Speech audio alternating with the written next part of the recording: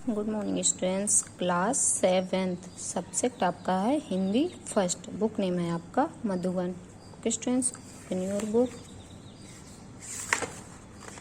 आपका chapter first और chapter second आपके दोनों कंप्लीट हो चुके थे। आज हम चैप्टर 3 रीड करेंगे। Today date is 18/5/2020। आज चैप्टर का नेम है आपका चैप्टर 3। चैप्टर का नेम है आपका सोना हिरनी। एक हिरनी थी, उसका नाम क्या था? उसका नाम सोना था। ये हिरनी थी, उसका नाम सोना था। स्टूडेंट्स, ये चैप्टर आप लोग इसको सीनियर क्लास है, आप लोग इसकी स्टोरी घर पे रीड करेंगे। आपका HW है, ये स्टोरी आपकी काफ़ी बड़ी है, इसलिए आप लोग इसको रीड कर लेंगे। इसके बाद मैं फिर आपको शॉर्ट इसको समझा रही हूँ। इसमें कुछ व्यक्ति ऐसे होते हैं जो पशु पक्षी को भी अपने बच्चों की तरह पालते हैं। स्टूडेंट्स, जो पशु पक्षी होते हैं और जब हम उन्हें अपने पाल लेते हैं तो उन्हें हमें बच्चों जैसा ही स्नेह हो जाता है और वो हमारे साथ एक परिवार के सदस्य की तरह रहते हैं। जो जानवर होते हैं, जो पशु या पक्षी जो भी हम अपने घर पे उसको पालते हैं तो उनसे हमें बच्चों जैसा लगाव हो जाता है।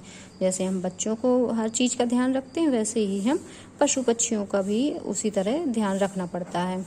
जो पशु पक्षियों को भी अपने बच्चों की तरह ही पालते हैं, ऐसा ही कुछ इस कहानी के माध्यम से दर्शाया गया। इस कहानी में भी आप उसी तरह से दर्शाया गया है जब कि लेखिका की देखभाल और स्नेह में पलकर हिरनी शासक हिरनी में जो आपकी हरिण है, हरिण शासक हिरणी में परिवर्तित होने लगा। ये जो आपका जो हिरण है वो क्या, उसको ये इन्होंने क्या किया, लेखिका ने पाला, तो उनकी वो देख रेख में हरिण शासक हिरणी में परिवर्तित होने लगा। विद्यालय और छात्रावास के स्वच्छ वातावरण में वह प्रसन्न थी।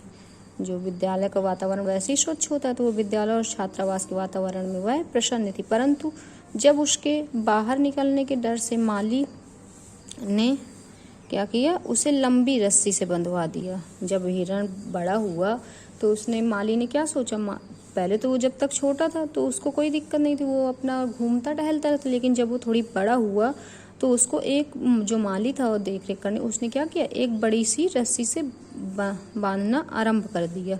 तो उसे बंधन मुक्ति के प्रयास में, अब वो जानवर है, कोई भी चाहे जानवर हो या पक्षी, उन्हें तो घूमने के लिए चाहिए, वो कैद होकर के नहीं रह सकते हैं, वो कैद होकर के बंधन में नहीं रह सकते। कोई भी जानवर हो या आपके हिरण हो, और हिरण तो वैसे भी पालने का वो घर पे अलाउ ही नहीं है, हिरण को पालना ही नहीं चाहिए, क्योंकि वो तो जंगल का जानवर है, उसे घूमने को चाहिए, भारी जगह चाहिए, वो कैसे रह सकता।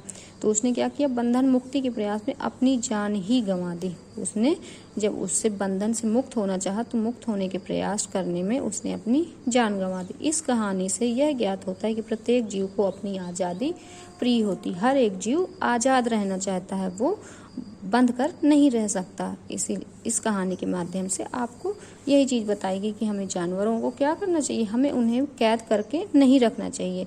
ऐसे जानवरों को आज़ादी प्रिय होती है और उन्हें आज़ाद ही रहने देना चाहिए, उनको हमें पालना नहीं चाहिए, कैद करके नहीं रखना चाहिए। ओके स्टूडेंट्स, ये स्टोरी आप लोग रीड करेंगे तो आप लोगों को समझ में आ जाएगा।